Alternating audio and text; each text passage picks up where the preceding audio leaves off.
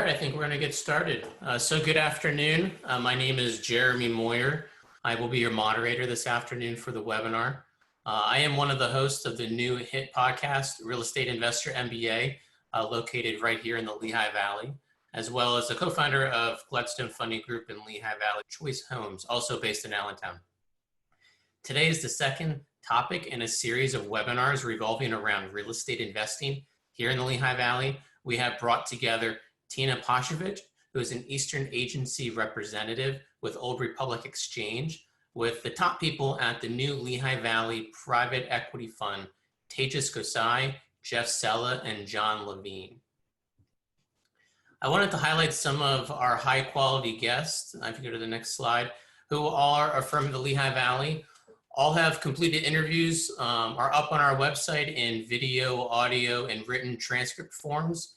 In addition to some upcoming interviews are the ones that are either in post-processing on the right side of our screen. You know, we do our best to bring the best of the best guests who are all top-notch in their respective domains. You know, come listen, watch, leave some feedback while they provide straightforward and relevant information to our community of listeners. You know, we will soon be on iTunes, Spotify, and various other podcast platforms. You know, I personally started investing in real estate 10 plus years ago in multiple forms, flips, wholesales, buy and holds, buying mortgages on the secondary market. You know, I've learned so much over the years from others.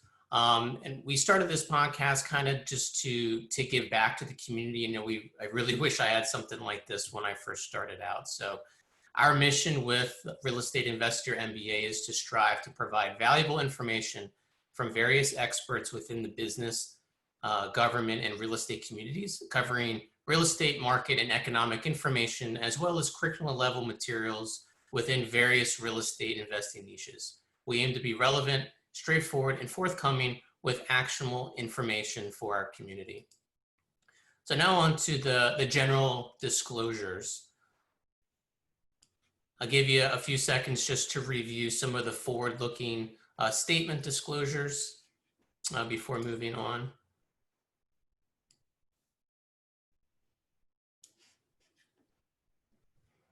And now a little bit of housekeeping. If you can't hear or see the panelists or the presentations, just please let me a chat in the message box. I'll try to see what I can do to get you back up and running. If you do have a question, please hold the questions to the end. We also allotted some time to answer your questions. Lastly, the webinar will be recorded. It will be available at a later date on our website, realestateinvestormba.com, and posted on other social media outlets as well. So now let me introduce all the panelists this afternoon. So we have Tina Pashovich, I mentioned earlier. She's the Eastern Agency representative with Old Republic Exchange after a 30-year career in education. Tina is a proud Ohio State Buckeye, where she earned both a bachelor's and master's degree in education. Her educating and training background, experience with establishing and maintaining relationships with community partners, and managing skills are valuable tools in providing her clients with a comprehensive 1031 exchange transaction. Tina's approach to a 1031 exchange is to provide the client with both personable service and connection to ensure a successful exchange process. In her spare time, Tina also enjoys playing tennis, travel, and trivia. Tejas Gosai, he's a co-manager of the Lehigh Valley Private Equity Fund, is an entrepreneur with a rare and interesting blend of experience in real estate, corporate law, finance, negotiation, marketing, and hospitality. Tejas brings a mixture of large corporate America experience to Lehigh Valley, as well as a successful legacy of entrepreneurial endeavors. Combining his experiences, he has created one of the fastest growing commercial real estate teams in the region, recently ranking in the top 100 teams in America and top 3 in the Commonwealth of Pennsylvania. Next, we have Jeff Sella, also co-manager of the Lehigh Valley Private Equity Fund, was vice president of commercial lending for a local community bank. He started his first investment fund in 2011 with Conquest Funding, targeting the residential real estate investor looking for purchase and rehab lending. Conquest Funding has a solid track record of performance, generating over $44 million in loans and has never missed an interest payment to an investor. With Jeff's proven track record of operating a successful Regulation A fund and Tejas's intimate knowledge and functionality in the real estate landscape, this alliance is designed to protect the investor while providing high yield interest. Lastly, we have John Levine, who has spent over 25 years in the real estate sector, having started in 1988 as the director of taxation for one of the largest strip center developers in the country at the time, and then helping to create a New York Stock Exchange listed real estate company and becoming its vice president of finance. In early 2000, John was a consultant for a New York City-based shopping center owner who was ramping up the organization, embarking on an acquisition spree that created a company which went from $30 million worth of assets to over $500 million in just a period of 3 years. Acting as the controller and cash manager, John was responsible for investing all available funds on a daily basis, managing construction draws, investor distributions, tax reporting, banking relationships, and a purchase and sales document reviews. Later, John consulted for the Mills Corporation, the largest supermall developers in the country. Recently, John worked with 2 real estate investment trusts, managing their lease administration and national tenant collections group. All right, let's get started. Tina, welcome. Thank you, Jeremy. Appreciate the introduction. I'm going to pull up my screen and we'll get started.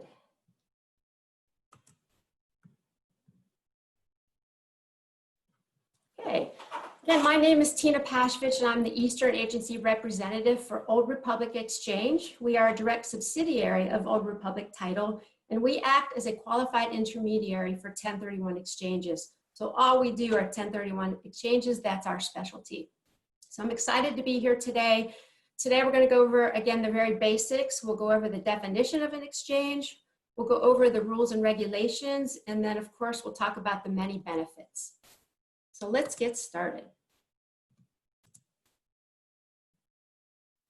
So first of all, what is a 1031 exchange? Well, it's simply the code number designated by the IRS, which provides that a taxpayer may sell property and defer payment of any capital gains tax if that taxpayer uses the proceeds to acquire a like-kind replacement property. So a couple of terms here. We're deferring payment of your tax, and you'll see that there are substantial benefits to that tax deferment. And also the other term, like-kind, I'll cover this in a bit more detail later. Essentially, it's any type of real property.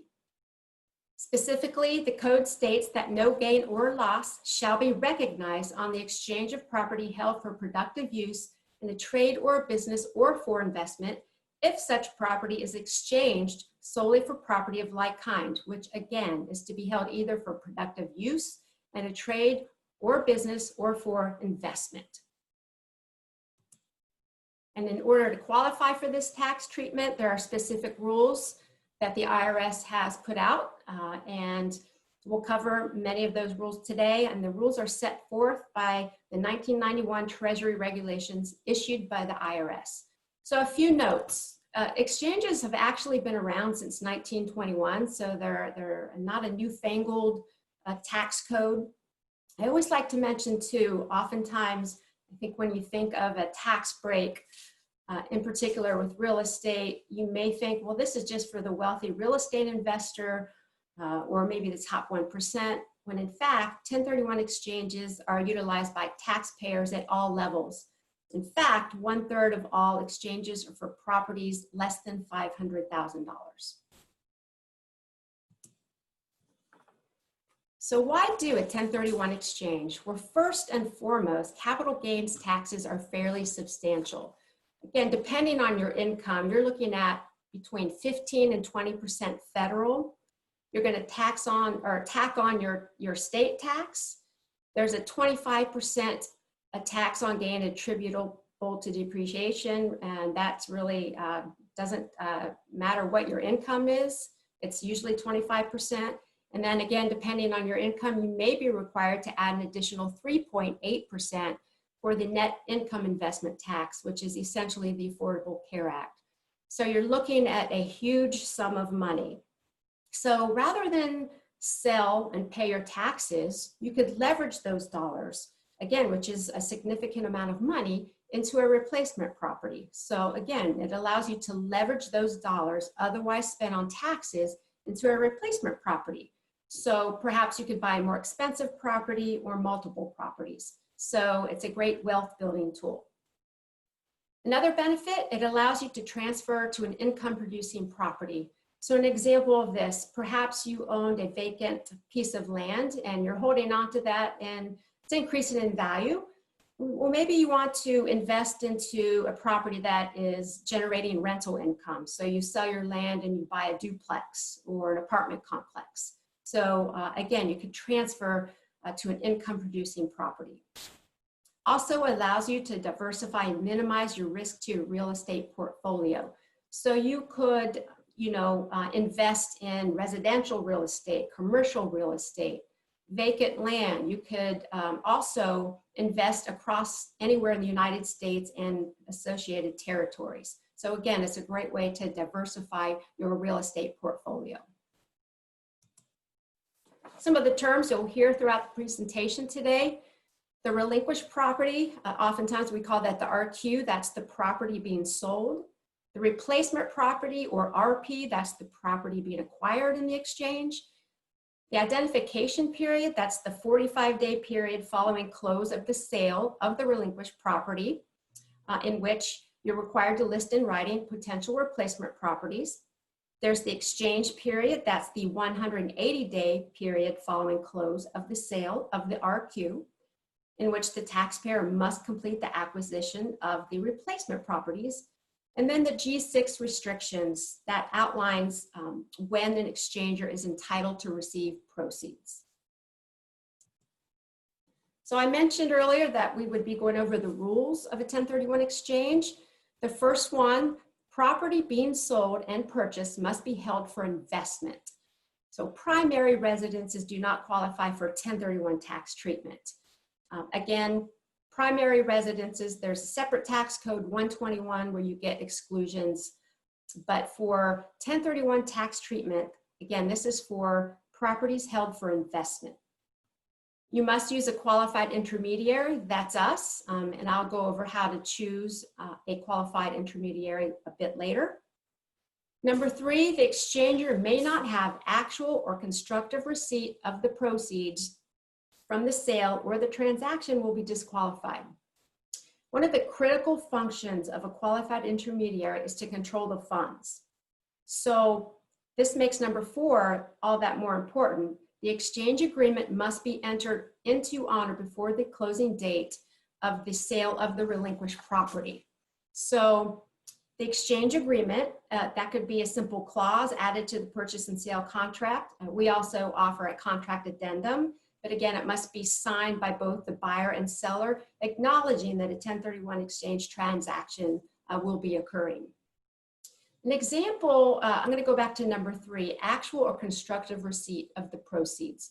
Let's say an investor has sold a piece of property, they closed on that property, and it wasn't an in-person closing. The check is laying on his attorney's desk. They haven't laid eyes on it, certainly haven't touched it, and certainly have not deposited into the bank. Well, the fact that they have access to those funds would disqualify them from conducting a 1031 exchange. So again, that makes number 4 very critical. You need to engage the qualified intermediary before close of the property. That way the funds are wired directly to the qualified intermediary. Number 5, the taxpayer must identify in writing potential properties that will be the replacement property in the exchange. This identification must be done within 45 days of the closing of the relinquished property. In writing identification, again, it's not, you don't have to have a contract on the property. It's just a written identification that you're going to send to your qualified intermediary identifying potential properties. And number 6, the taxpayer must complete the purchase of identified replacement properties within 180 days of the closing of the relinquished property. So the 180 days is what we refer to as the exchange period. So it's not 45 days plus 180, it's a total of 180. There are rules of identification. first one, and probably the most common, is the 3 property rule. That's where you identify up to 3 properties of any value. You can purchase 1, 2, or 3 of those properties, but again, it does not matter what the value is. Then there's the 200% rule. That's any number of properties as long as the fair market value does not exceed 200% of all the relinquished properties. So if you're selling a property for $500,000, you can identify any number of properties as long as the combined values do not exceed $1 million. This is also a popular rule of identification we see quite often. Then there's the 95% exception. This is any number of properties without regard to value, provided that 95% of the value of the identified properties is acquired. This one is very aggressive and very prone to failure and is not recommended.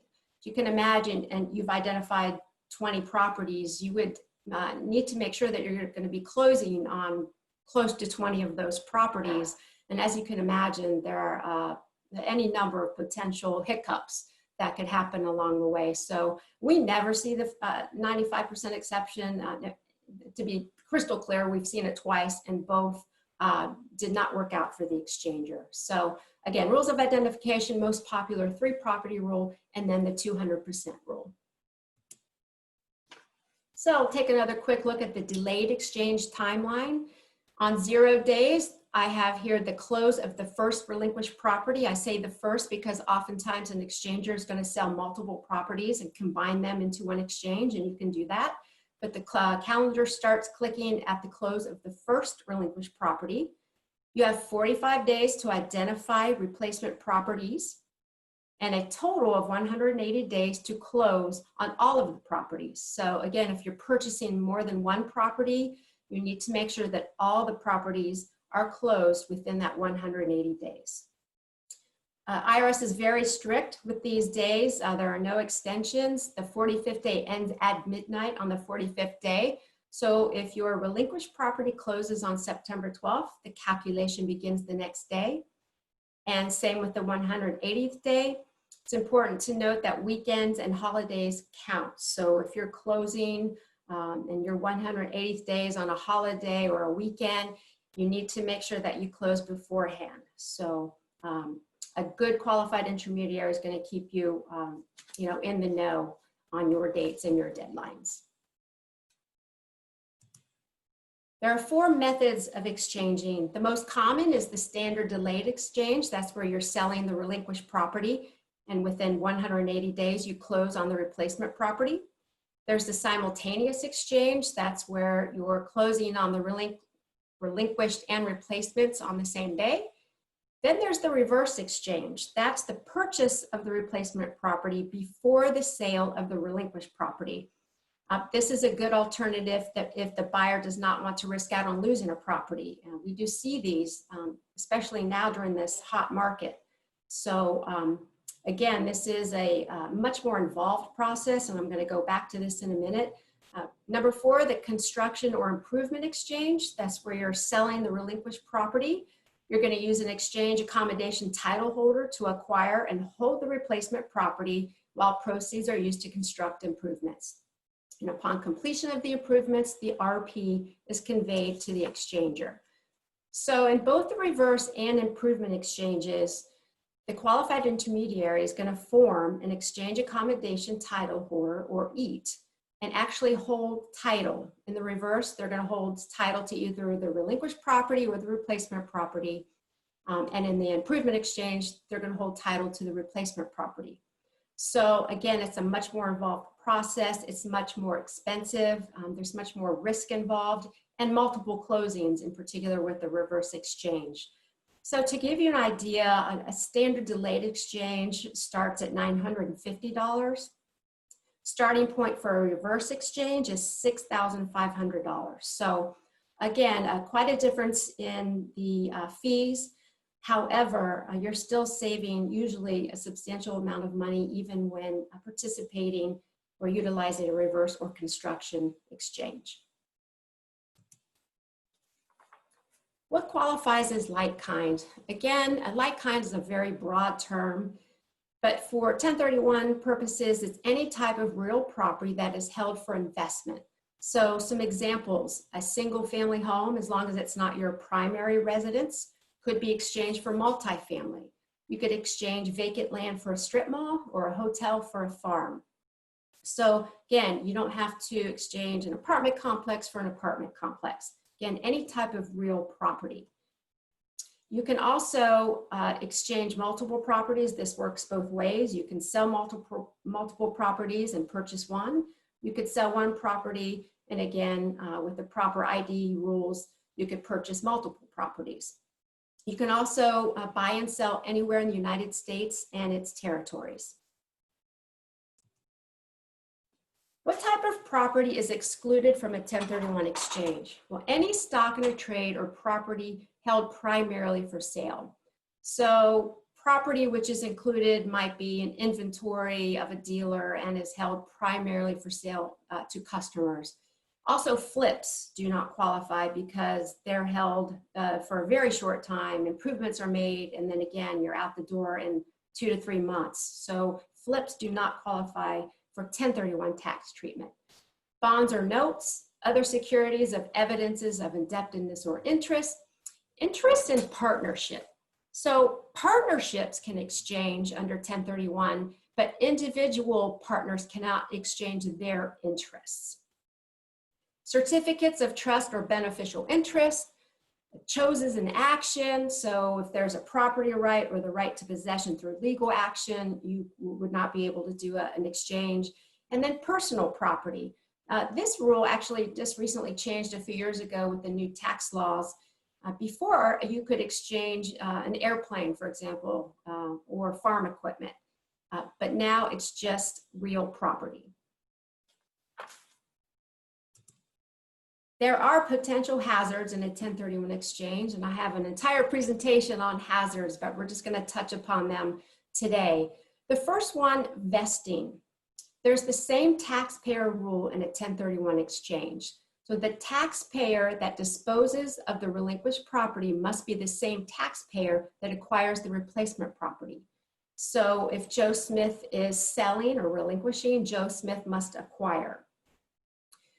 Sometimes there might be a marital issue. So maybe Joe Smith acquired a property years ago and then got married and wants to sell but purchase the replacement property in his and his wife's name. Well, you're not going to be able to do that. I mentioned partnership interest. There's ways to drop out of partnerships. I have much more information on that. There's a bit of risk involved with that, but there are ways to drop out and become tenants in common and exchange your interest that way. But these drop and swaps, as they say, need to take place as far in advance as an exchange as possible. Carryback financing, there's ways to include that in an exchange, but it must be taken care of during the exchange. And it's important that the note be written in the name of the qualified intermediary. Otherwise, that money will be considered taxable boot. Repair work, any money held back for repairs will be considered taxable boot as well. Related parties. Related parties can exchange properties, however, there is a holding requirement. If my mother, I always like to use my mother as an example, if she were to sell her investment property to me, I can purchase it, but I'm going to need to hold on to that property for a minimum of 2 years, and my mother is going to be required to exchange her proceeds into another investment property and hold on to that property for a minimum of 2 years. And these were enacted so that there was not any basis shifting or, my mother offering me a property at a much reduced price, therefore avoiding taxes. So again, related parties, there is a holding requirement. Any non-exchange related costs, prorated rents, for example, or property taxes cannot be included as an exchange related cost. An example of an allowable exchange related cost would be commissions, real estate commissions, for example. And then the last hazard is the holding requirement. There's a lot of gray area with the holding requirement because the IRS does not designate a magical time period. they look at what your intent for the property was. Was your intent to hold the property as an investment? So again, a lot of accountants and CPAs will recommend 1 year. We recommend 2. 2 is better.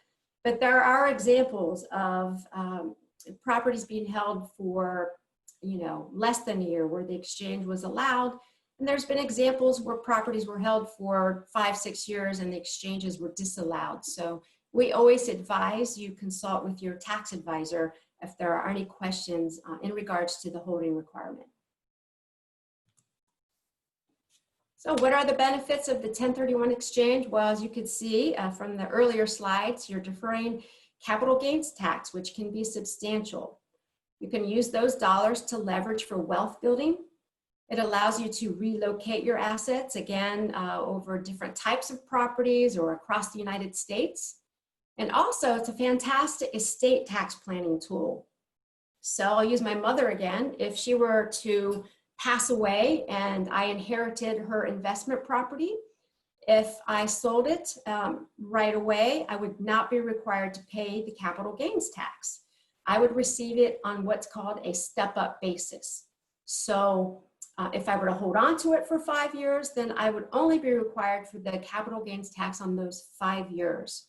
So it's a great estate planning tool. And you can exchange multiple times. There's no limit to the number of times you can conduct a 1031 exchange. So you see often that an investment property owner keeps exchanging and builds up and then wills that to their heirs.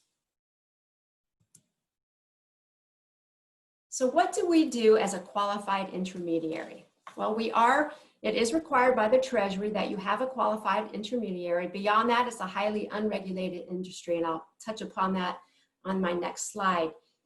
But essentially, we transfer we don't hold title, but we acquire the relinquished property from the exchanger and transfer it to the buyer. And we also acquire the replacement property and transfer it to the exchanger.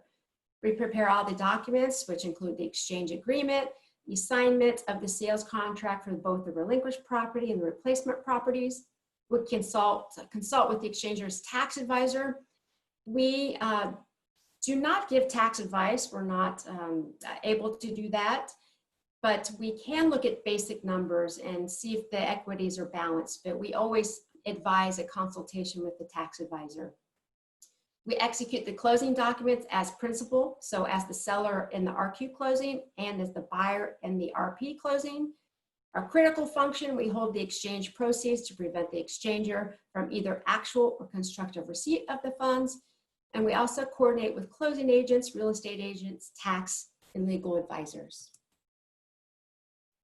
When selecting an intermediary, I mentioned earlier, it's other than requiring the services of a qualified intermediary, it's a highly unregulated industry. So you want to be choosy. You don't want to do a Google search. So you want to look for a company tied to a larger bank or a larger title company. Obviously, a company that's in compliance with the Code 1031, financially secure company, and a company with experience. Old Republic Exchange, we've been in business since 1993. Our parent company, Old Republic International, has close to $20 billion in assets. You also want to make sure your qualified intermediary is insured. Old Republic Exchange has a $50 million errors and omissions policy and a $120 million fidelity bond covering acts of dishonesty or fraud, and that is the highest in the industry. My contact information, I would recommend you just add 1031 as your contact. Punch in my phone number. Feel free to call, email. We have an excellent website, oldrepublicexchange.com. We have many e-reports on specific topics. For example, the reverse exchange, the improvement exchange, partnerships, etc. There's also a neat calculator tab if you want to punch in some numbers and see what an exchange might look like. And we also have a fantastic video as well. So that concludes my presentation, and I'm happy to answer any questions. Thank you, Tina. That was very informative. As a reminder to the attendees, if you do have any questions, please put them in either the Q&A chat box the Q&A box or the chat box, and we'll route those and answer those at the end of the presentation.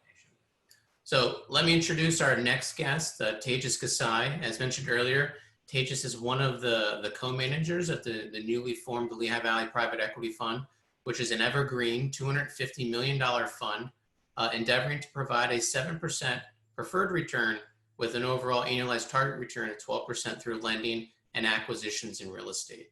Tejas is also the head of the Tejas Kasai team at Century 21 Keim Realtors, based in Bethlehem, Pennsylvania. Tejas, welcome.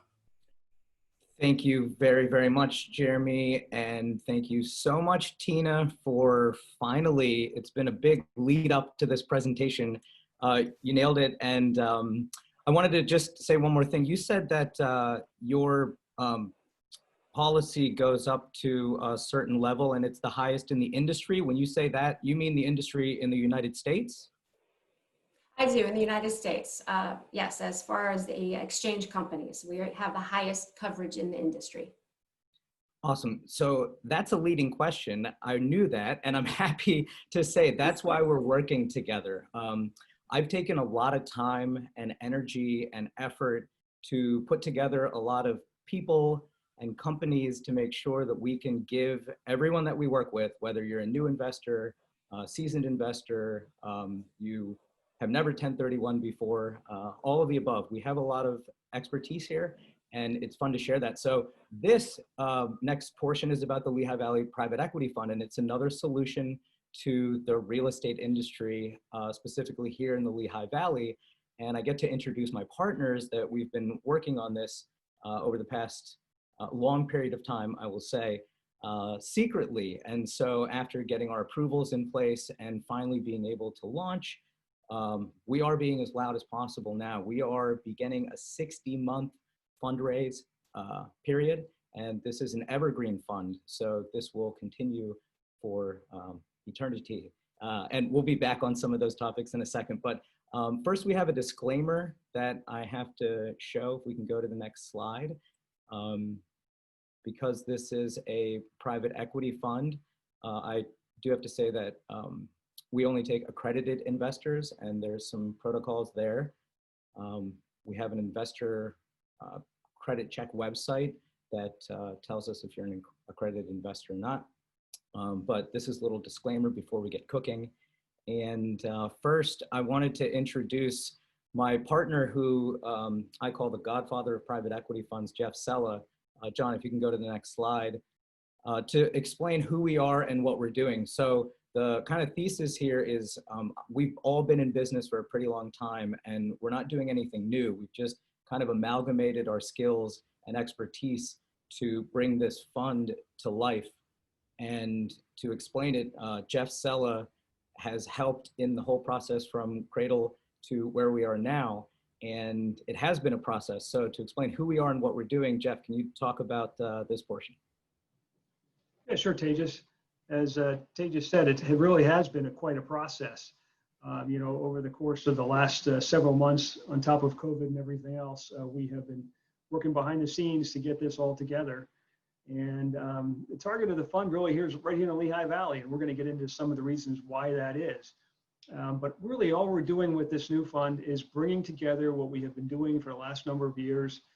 Conquest Funding, which is my company's been in business since 2010, created our first fund in 2011, and created our first Reg A fund in 2018. So we've been at this for a while, and the funds that we have raised have been lent out to borrowers locally here who are flipping properties, building rental portfolios and those kinds of things, short-term loans. And we're going to be doing the same thing with the Lehigh Valley Private Equity Fund. So it really is the same thing we've been doing. We're just doing it with a different investment type vehicle here. And additionally, the Lehigh Valley Private Equity Fund is going to purchase properties for short-term or long-term holds. Short-term, obviously, are going to be things that we can rehab and flip ourselves. And then something longer term is going to be rental properties, probably more oriented towards commercial, because that is my background from a lending standpoint, and also Tejas's background from a real estate standpoint. So we're just bringing together all the best stuff that we have been working on over the last so many years into one place. and allowing all of the investors that come into the fund to benefit from all our experience and knowledge. So, Awesome. Jeff, can we just run through this real quick? So we have a Regulation D fund, which is different than a Regulation A fund that you have built previously. And also this is an evergreen fund. Can you explain those two things and why they're important? Yes, you know, Regulation A versus Regulation D. Regulation D obviously is accredited investors. Regulation A is non-accredited investors can come into that fund, and it's a much different process. It took us about 33 months to get approved for our Regulation A, and it's actually a qualification we have received from the SEC and the state of Pennsylvania and also New Jersey to get that done. So because we're dealing with non-accredited investors in that fund, it takes a different level and different process. So that's the big difference between Reg A and Reg D. As far as evergreen goes, most funds that you see that are in the lending world like we are want to have an evergreen fund because it takes time to build up your lending base. And as you grow that, you have many more opportunities to continue that lending process. And if you had a fixed maturity date on it, you would have to stop lending a year, maybe even 2 years before to start liquidating all your loans. And it really wouldn't be in the best interest of the investors to do that. So we have chosen to go with an evergreen fund. Awesome. Thank you for that. And that's some of the mechanics of what we're doing here, explaining our history and how we've pushed this together. The third person that has been a part of this is John Levine. If you can go to the next slide. And John is the Chief Investment Officer. I actually met him as an intern fresh out of Penn State Law School about 16 years ago. And we've teamed back up, you know, thank God, because his expertise is really at use here right now, having such a beautiful, I will say, like petri dish. Our environment here in the Lehigh Valley has been magnificent. And it's weird to say that now that we're, you know, through COVID, hopefully to some degree, but pre, during, and post-COVID, you know, we've been watching this and waiting to launch a fund. You know, we had to put everything on pause and reevaluate a lot of our systems. And, you know, it's very fortunate that we have that benefit. John is, he's this, you know, Chief Investment Officer, but he's like the CIA. He is constantly on phone calls for the transportation authorities, on different climate action committee phone calls for Allentown, Bethlehem, zoning committees. He's really looked at what's been going on and been able to get a better understanding of it for our fund and our investors' perspective. And John, if you can get into it, you know, the Lehigh Valley is over 41 billion. Just for everybody that's paying attention here, in 2016, the Lehigh Valley was at a roughly $36 billion GDP. We were the 73rd largest economy in the country.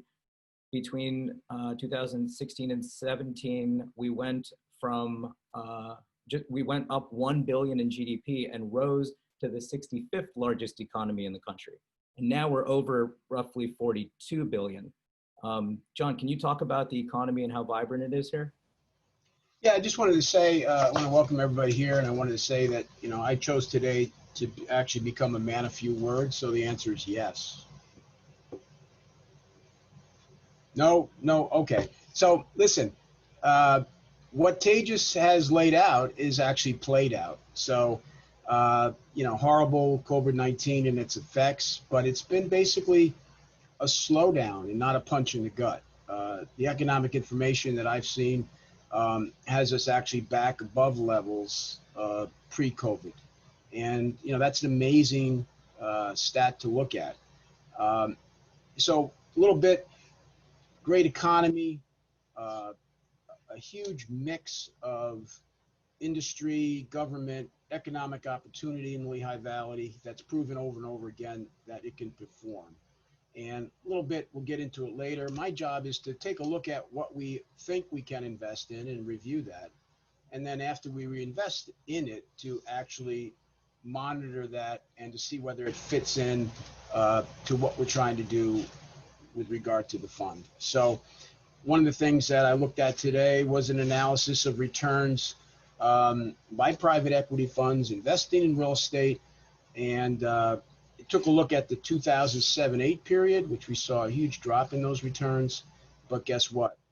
An enormous gain from 9, 10, 11, 12.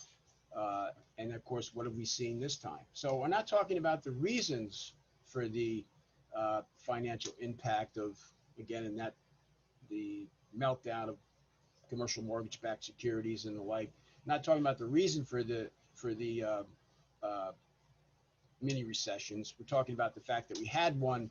What happened to private equity investments in real estate and their returns to the investor?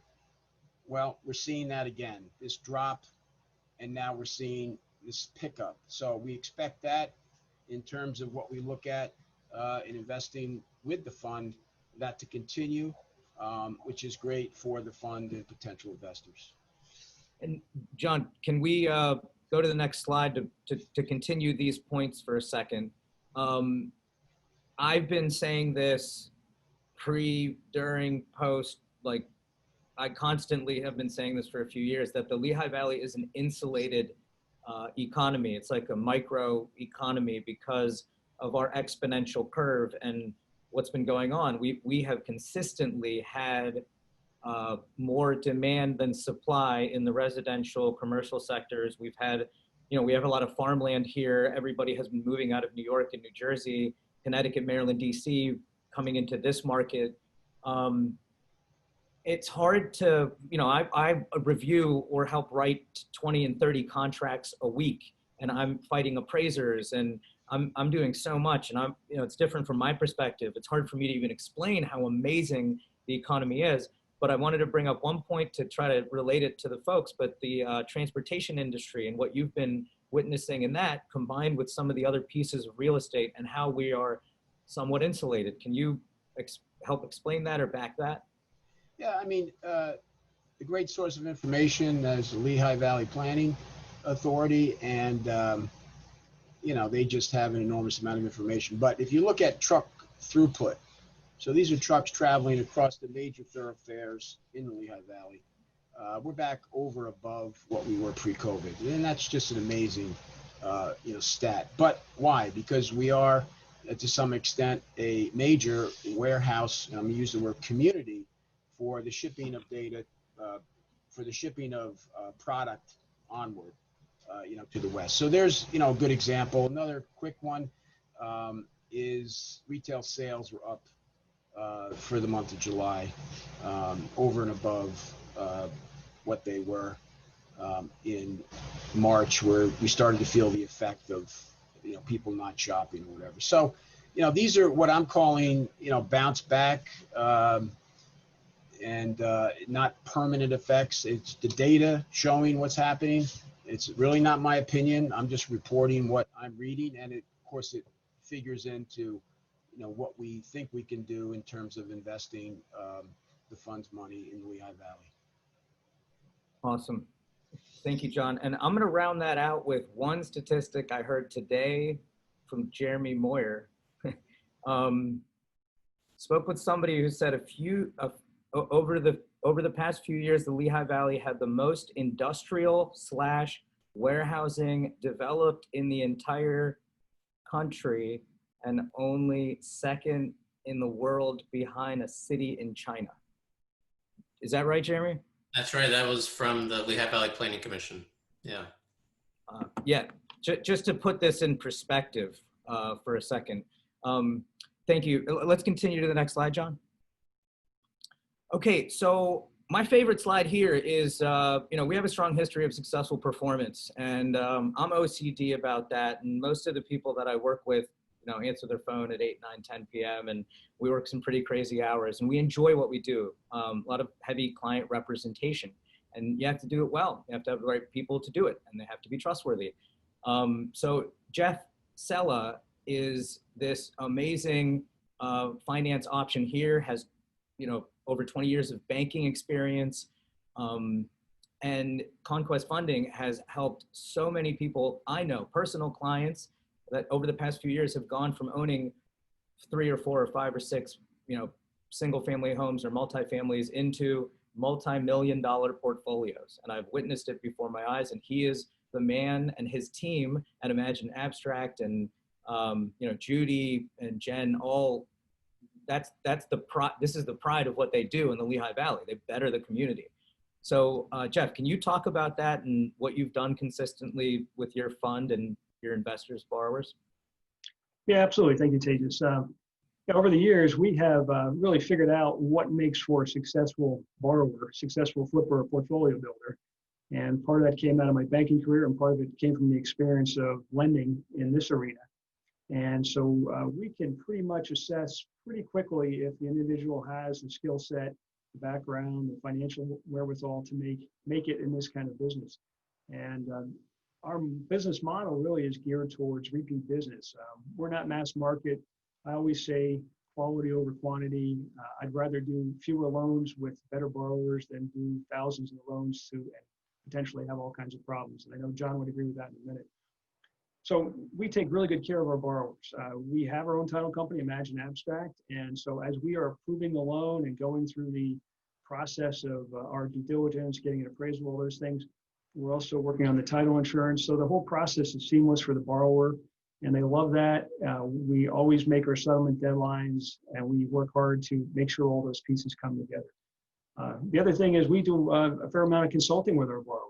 I often will sit down with borrowers and talk to them about how to become attractive to your bank. And a lot of borrowers who are building rental portfolios don't really know the secrets or don't understand how to present themselves to banks. And it's really not that hard. I call them secrets, but a lot of times bankers will tell you if you talk to them, ask them questions, but you don't know what questions to ask. And so I have helped individual borrowers go from 1 or 2 properties to 35, 40 properties in the space of 4 years and have a positive cash flow on all their properties and have banks calling them up and saying, what do you have to refinance now?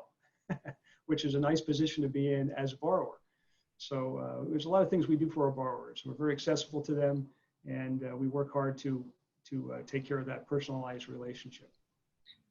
Awesome. And thank you for that. And one last thing, I'm going to highlight it because it's capitalized there, but you have never missed an interest payment to an investor over how long of a career and how much money have you raised in the fund world? Yeah, that's a good point to bring up. In the 10 years we've been in operation, we have funded about 44 million in loans, raised something in the neighborhood of $10 million.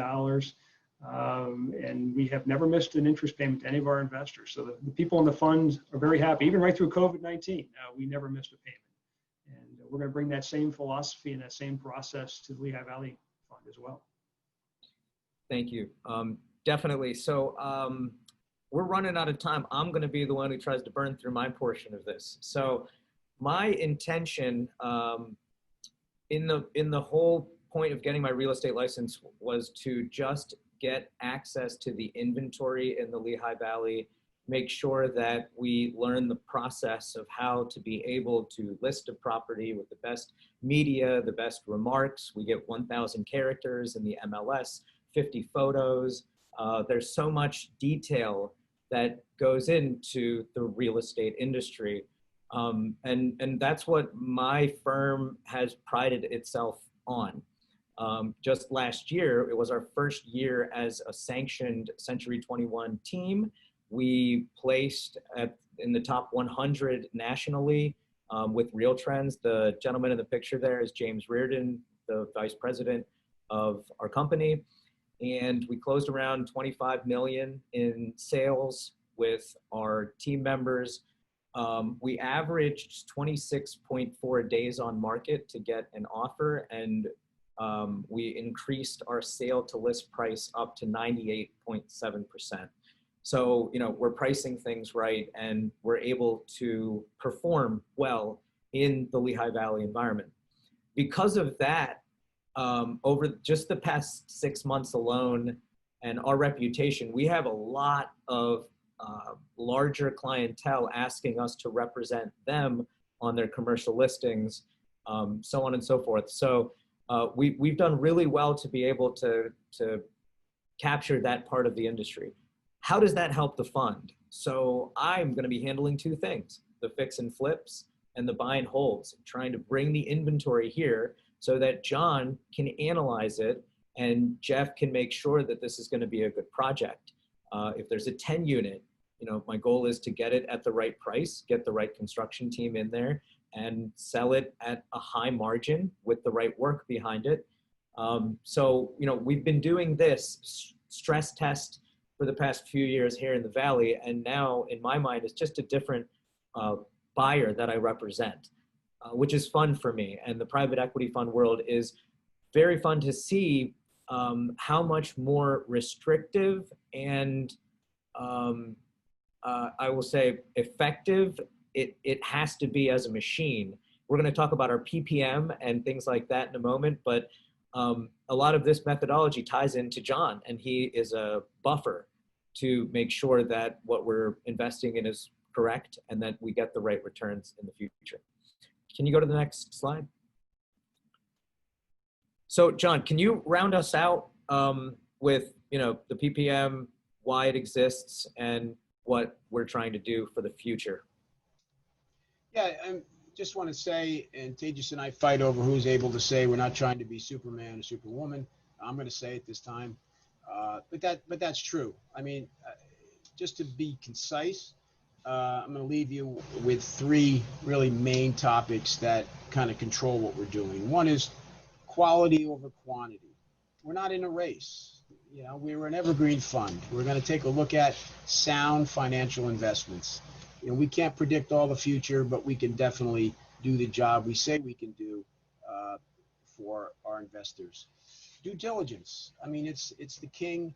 Discovering things before you make a purchase and make a loan is really the cornerstone of any kind of investing, and that takes on a whole host of items that you need to look at and investigate before you make an investment.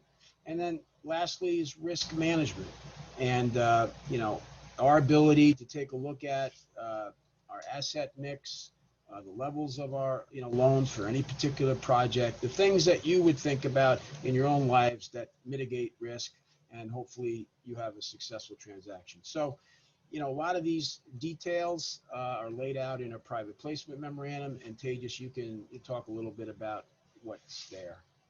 Yes. So, we are really aggressively trying to follow a 250-page plan that we put together for a year and pressure tested it.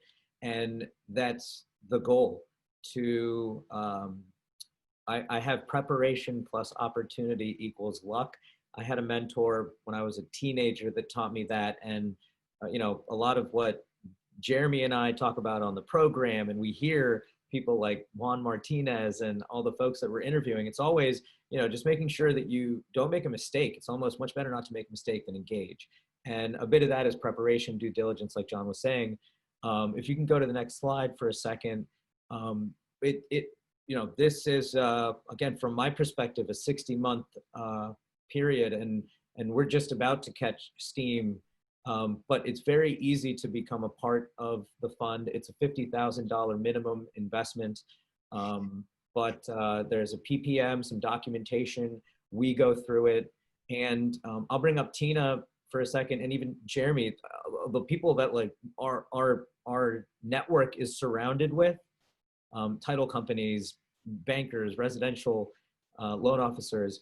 The goal is to just make the system more trustworthy and efficient, and it's really fun to be able to prove the returns that we're able to make over the past few years with our investors that buy a 4-unit or a 6-unit over time, and then see them sell their asset to another investor that we work with. My intention was the goal was to make to be able to take anyone that we work with at any age and be able to provide the right service. So with that, thank you, and I'll pass it back over to Jeremy. Perfect. Thanks so much, Tejas, Jeff, and John. So that does conclude the presentation part. It's time for questions. There's a few questions that got sent to me personally in the chat. So let me see what the first one is. So the first one is for Tina. Let's see, it says, must I reinvest all my exchange proceeds? For example, if I wanted to sell my properties and then buy two additional properties closing on different days. So like after I sold, if I bought on day 5 and 165, for example, and followed all the other rules, is that allowed? Absolutely, yes. Now, I don't understand the first part. Do you have to exchange all of your proceeds? Was that part one? That was part of the question, yeah. So Yes, so let me address that first. So to defer 100% of your capital gains tax, you want to use all of your proceeds and you want to purchase a property or properties of equal or greater value. So if you're selling your relinquished property for $500,000, you want to use all of the proceeds and purchase a property of at least $500,000 or more. So that's key to do, to defer all of your tax. And as far as purchasing, as long as you've identified all of those properties within the 45 days and you close within the 180s, you're fine. You can have multiple closing dates within those timelines. perfect. Yeah, thanks, Tina. Another question from Travis. Are you able to use a 1031 exchange when selling an investment property held in your personal name and purchasing an investment property in an LLC? If so, does it need to be a single member LLC? So that's the same taxpayer rule. And for a single member LLC, you are allowed to do that because that's a disregarded entity. So if Joe Smith sells, he can form a single member LLC. If it's a multi-member LLC, then you're running into partnership issue. So in his particular instance, yes, for single member LLCs only. Perfect, thank you. And this next question, I laughed when I just read this because I just sat down with my accountant yesterday to go over this. So I'm looking, I have a portfolio of properties that I'm looking to bundle and sell as a group and kind of step up, to a larger property here in the Valley. And my question to him was, how do you determine your capital gain when you sell your property? So yeah, that was the question for you, Tina. Okay, so capital gain is simply the difference between your sales price and the adjusted basis. And your adjusted basis is what you paid for the property plus amount spent on capital improvements, less any depreciation taken. So that's essentially what your capital gain is. And it's always a good idea to consult your tax advisor to come up with your specific capital gain. Perfect. That kind of matched what he said. And then the last question we have here, I think it's a good one. I own a piece of property that includes my personal residence and a rental unit. So kind of like maybe house hacking, like a duplex. Would it still qualify for exchange? That's a great question. And the answer is yes. So the rental portion would qualify. So you just want to make sure that you have documented this through your taxes. They're going to look at your tax history if you get audited. But yes, you're going to need to designate the percentage that was used as investment. And yes, you can use those proceeds for another investment property. So short answer is yes. That's good. I didn't know that. That's awesome. So that is all the questions that we have. Thank you so much for attending and asking. As promised, we mentioned we were going to post the contact information here, so we can give you a second if you want to take a screenshot. If not, I also was posting the contact information in the chat column of the Zoom meeting. And then I think that wraps everything up. So we at Real Estate Investor MBA want to thank our panelists for sharing their expertise and information with everyone. We will have our next webinar on Thursday, September 24th from 4 to 5. We're going to be going over some advanced topics within 1031 exchanges. I think it's a non-miss event if you want to learn more. We will have some sign up registration information that we can send out to everybody as well. But if you know anyone, other accredited investors who are interested, you can also let us know and invite them to that webinar as well. Hope everyone has a great weekend.